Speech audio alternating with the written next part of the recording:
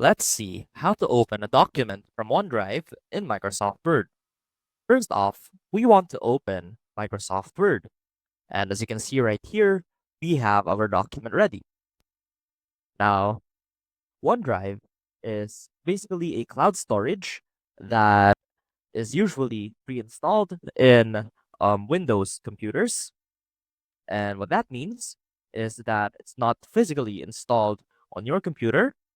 However, it acts as a cloud storage where you can obtain and save files into. And to access or open files from OneDrive in Microsoft Word, first let's head on over to the File tab. Now click on Open, and you should be able to see if you have OneDrive enabled on your PC to have the OneDrive right here. And from here, you can simply browse or look for your document in folders that are installed in your drive.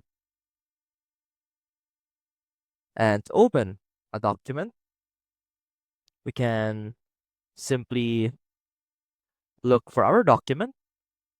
And once we have that, just click on it and it should automatically open in Microsoft Word. I hope this helped, and I will see you soon.